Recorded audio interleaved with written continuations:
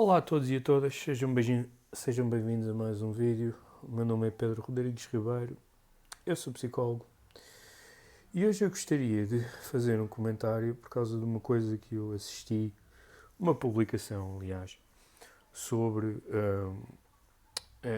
um evento que decorreu relativamente organizado pela Psi Relacional, a Associação de Psicanálise Relacional. Este evento decorreu neste fim de semana, portanto, na Universidade do Algarve, portanto, o primeiro encontro, e que, obviamente, constou com muitas das apresentações de colegas de psirrelacional, pessoas, algumas que eu conheço e que estimo e que, portanto, tenho maior respeito, e também, obviamente, é sempre muito útil, não é? Quando eu vejo trabalhos elaborados sobre a relação terapêutica lá e também apresentados por quem eu conheço e quem também eu estimo, como o professor Dr. Luís Janeiro, e também depois na apresentação de trabalhos a doutora Laura Ferreira. Eu queria só fazer um comentário relativamente a coisas que eu vi, como por exemplo a importância da relação terapêutica e que do ponto de vista da psirrelacional ou da psicologia no geral ou da psicanálise no geral, parece que as pessoas ainda têm esta ideia de que o que importa, tudo aquilo que importa é a relação terapêutica. E esta é uma ideia que eu tenho tendência para discordar. Não da importância da relação terapêutica, mas se pensar no processo terapêutico como um todo e um conjunto de múltiplos processos e muita coisa a acontecer, eu diria que a relação terapêutica não é a única coisa que ocorre durante o processo e, sem dúvida, que não é suficiente. Não é suficiente do ponto de vista teórico e espero que um dia eu consiga também dar-vos exemplos práticos porque é que isto não é suficiente, mas pensando bem, primeiro de tudo, naquilo que nós sabemos dos processos de psicoterapia, aqueles que são estudados, portanto, aquilo que é chamado de fatores comuns, é verdade que a relação terapêutica é uma variável, um processo que sistematicamente tem demonstrado ser um preditor moderadamente forte para a eficácia em psicoterapia, portanto, representando cerca de 15 a 20% do processo. Isso é totalmente verdade. E, inclusivamente, a sua eficácia, ou pelo menos a percentagem explicativa de eficácia do processo terapêutico, é superior a outras variáveis, como inclusivamente até variáveis do terapeuta ou até mesmo de técnicas.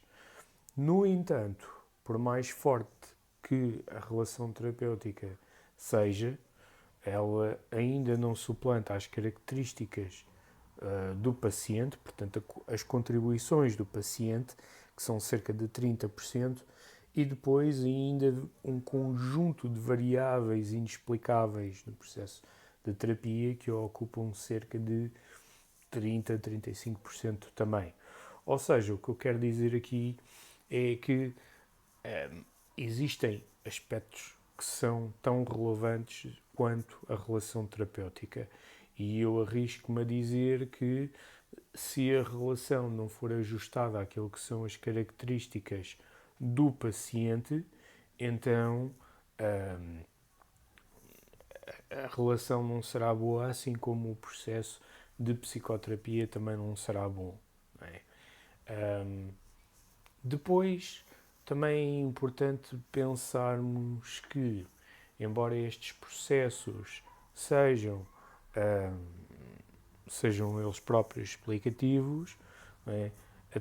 A perspectiva dos fatores comuns tem determinadas limitações, nomeadamente em casos complexos ou de grande severidade, em que aí modelos específicos que foram desenvolvidos para lidar com essas características, como, por exemplo, que perturbações da personalidade, agora pensando borderline, narcisismo, aí esses modelos têm particularidades que outros não têm e que faz com que sejam mais eficazes. Claro que eles próprios também terão em atenção a relação terapêutica, no entanto, a forma como o terapeuta age dentro dessa relação terapêutica poderá ser diferente de outros modelos. Esse também é outro ponto interessante, que é todos os modelos teóricos veem a relação de uma determinada forma e prestam mais relevância a determinadas partes.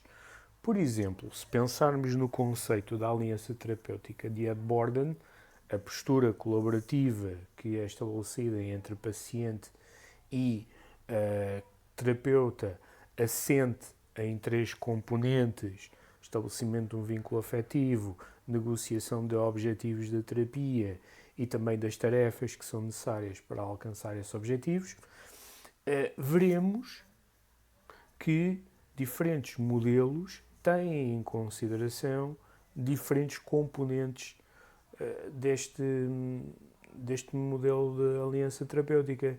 Por exemplo, modelos mais suportados pelo existencialismo, humanismo ou pelas partes mais ligadas à empatia, terão mais tendência para se focarem inicialmente no vínculo. A terapia cognitivo-comportamental, classicamente, devota mais peso à parte dos objetivos na terapia. Portanto, a relação terapêutica não é vista da mesma forma por todos os modelos.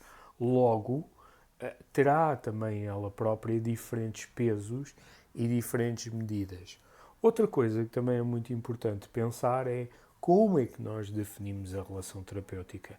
Tipicamente na investigação, especialmente nos trabalhos desenvolvidos por Norcross e Lambert, a definição de relação terapêutica que costuma ser utilizada é uma definição de Gelsow e de Carter, em que a relação terapêutica é vista como os sentimentos partilhados e expressos entre terapeuta e paciente. Ora, enquanto que nós não temos mínima dúvida que é muito importante a expressão de sentimentos, de emoções e até mesmo de alguns pensamentos entre o terapeuta e o paciente, a forma como isso é feito é que já apresenta algumas questões.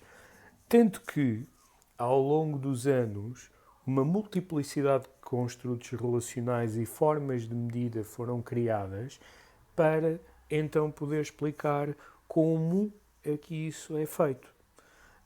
De entre construtos como a relação real, a aliança de trabalho, a aliança de ajuda, a aliança terapêutica, as condições suficientemente necessárias para a mudança em terapia de Rogers, a identificação e negociação de rupturas na aliança, a vinculação inclusivamente do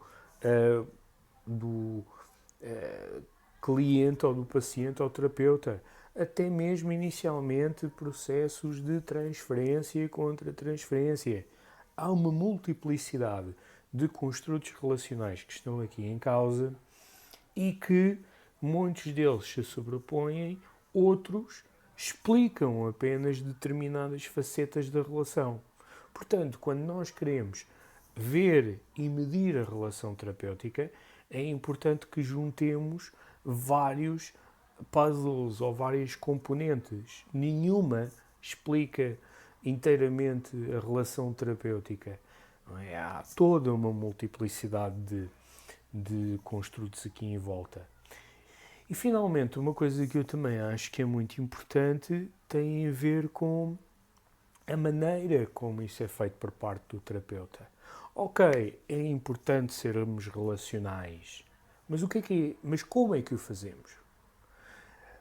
O terapeuta ou a relação terapêutica não funciona em termos daquilo que é a transmissão, a estruturação da relação, como funcionam outras relações pessoais, sociais, até mesmo laborais. Não, funciona de uma forma específica.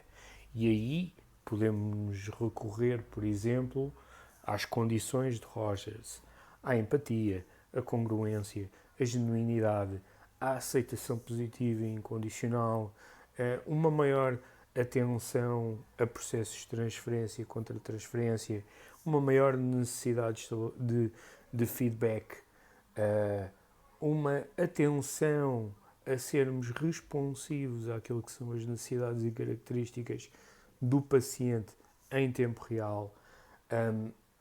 E depois, claro, não é? A possibilidade de utilizarmos aquilo que é a autorrevelação no seio do processo.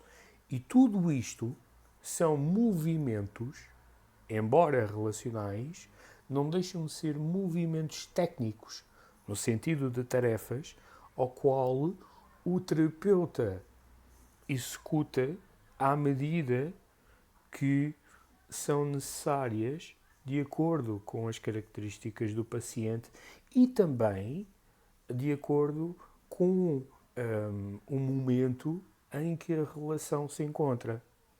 Por exemplo, no início de uma relação terapêutica, é necessário para o terapeuta poder investir mais em determinados lados da relação e construtos. Se calhar, a meio da relação, vão ser necessários outros aspectos e, no final, certamente outros. Já para não falar na constante necessidade de identificação e reparação de rupturas que poderão naturalmente acontecer. E tudo isto porque a relação terapêutica é necessária ser vista em termos daquilo que são as fases de mudança dentro do processo terapêutico. Modelos como, por exemplo, um modelo transteórico da mudança que tem os estádios de mudança de Prochaska e de Clemente, e também o metamodelo de complementariedade paradigmática do professor António Branco Vasco, são modelos sequenciais, ou seja, veem a mudança e veem a terapia em fases, e cada uma dessas fases exige do terapeuta questões diferentes em termos daquilo que é a relação terapêutica.